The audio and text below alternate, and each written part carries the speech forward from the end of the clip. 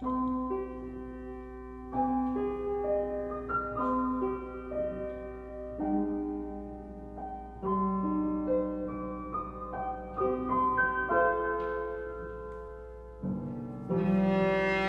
my Discord moderator Alchemax came up to me with the idea of making a collaboration about Star Wars, similar to ideas like One Marvelous Scene and Lessons Animation Taught Us, I was stoked. I was also a bit nervous, taking on something of this magnitude was going to be a real feat, and the plan was to bring together video essayists and creators from all the corners of YouTube and unite them for one goal: celebrate Star Wars by choosing scenes that they believe define Star Wars.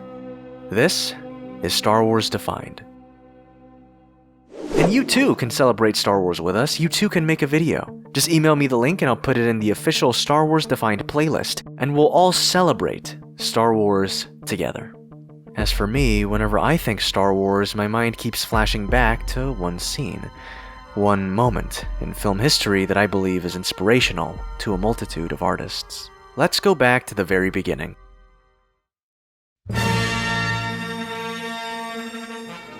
At this point in the story, Luke has been destined to a life of farming. He has resigned to his fate, as stated in George Lucas's fourth draft of Star Wars in 1976. Luke's uncle, for years, has denied him the chance to leave the farm and has forced him to stay for another season, despite him having dreams of becoming a pilot.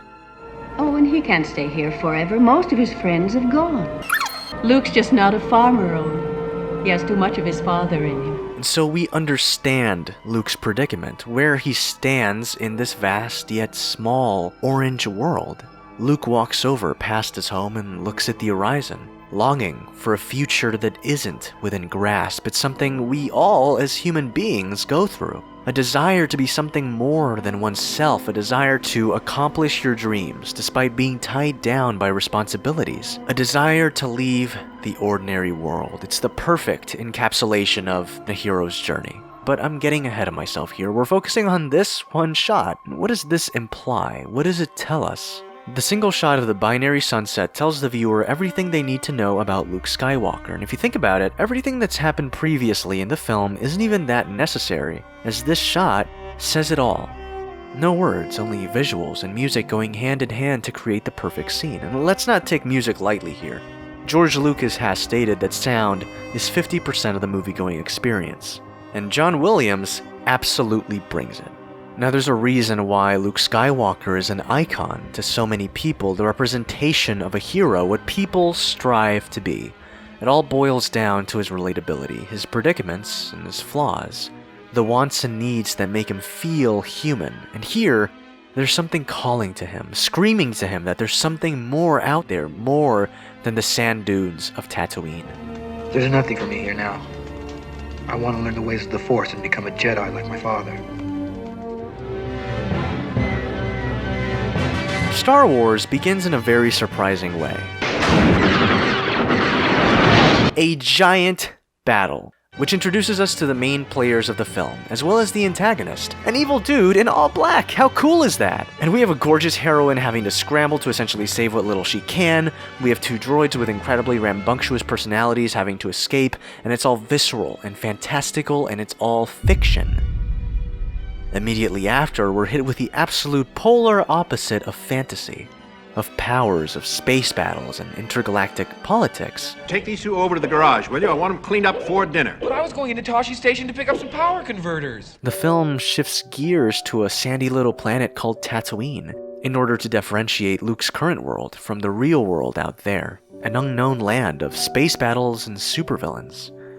The placement of these two scenes, a giant space battle right next to a slice-of-life sequence on a small little farm in a vast desert, further pushes the narrative that these two worlds can be any more different, and yet, Luke is here, looking out onto the horizon. He doesn't know what's out there, but we do. And we as the audience know what to expect. We understand Luke's goals, but we also now know the violence and the horrors of war. And none of us know how Luke will handle that. That's why the binary sunset is such a bittersweet moment in Star Wars, because we know the adventure will be a perilous one. And all we can do is hope that Luke will be able to survive and become the hero we know he's meant to be. Despite all the action sequences in Star Wars, despite all the drama, character moments, character deaths, and absolute incredible fantasy, that sunset, that shot just sticks with you. The sunset to Luke is an answer. It symbolizes change, and in Star Wars, the sunset has become a metaphor for change itself, whether it be change throughout the galaxy or within one's mind. The binary sunset has stuck with Star Wars, and there's constant callbacks to the binary sunset throughout shows and films. In Star Wars, the binary sunset is used to display change in characters' personal journeys. The idea of change and sunsets is reflected throughout the saga, and for example, in Episode 1, The Phantom Menace, Anakin says he doesn't want change, and his mother replies with, "But you can't stop the change, any more than you can stop the suns from setting." Anakin then decides to become a Jedi Knight, but taking that choice, leaving, gets his mother killed, and then he rides into the desert to find her, with the twin suns as a backdrop. However, unlike Luke, when Anakin is faced with great change once more, he fails to accept it. He rejected change, and this finally pushes him to the dark side, and he becomes the change he feared. An object cannot make you good or evil, but only you can change yourself. The idea of change is always there. Ahsoka leaving the Jedi Order, leading to the doubts towards the Jedi, which we see play out in Episode 3. There's Luke being delivered on Tatooine by Obi-Wan, leading to the start of the original trilogy. In Rebels, where Obi-Wan looks at the twin suns and sees Luke there, contemplating to one day train Luke to become a Jedi. Here he realizes that he can't keep Luke safe forever. Each and every one of those are key points in the Star Wars universe that shape the very world that we all love. And of course, in every story, there is finality. The Last Jedi ends Luke's journey the way it began, staring at a binary sunset. The sunset yet again represents change here, but this time, it's not a longing for something that's out of reach, it's accepting something that's in reach. Luke Skywalker is not the Last Jedi. He essentially gave it all. He sacrificed his life to achieve this one moment, where the Resistance could escape. He doesn't know if his sacrifice will lead to the saving of the universe. He doesn't know if it truly mattered or not. All he knows is that he has given heroes a chance to save the galaxy from tyranny and oppression.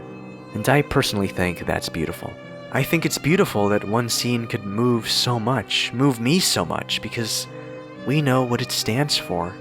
Because we remember that young boy with shaggy hair, a baggy tunic, and a prize-winning smile. That's how George Lucas described him in the fourth draft of the script in 1977. That's Luke Skywalker. That's Star Wars. And that's Star Wars Defined. Hey everyone, thanks so much for watching. Thank you so much to the creators that collaborated with me to make this project a reality. Films and Stuff, Loverboy Media, Cult Popsure, Nando V Movies, Network 1901, Houston Productions 1, Owen Likes Comics, Alchemax, Johnny from The Lone Chemist, Captain Midnight, Ben from Mr. Sunday Movies, Hello Future Me, Full Fat Videos, Amanda the Jedi, and The Take. From that list, I want to specifically thank Alchemax, the total Chad who was the guy that brought me this idea and helped me write the script for this video. Lastly, thank you so much, patrons. I feel bad for not having put this early on Patreon, but I had to keep it a surprise. And thank you for your support. Thank you for watching.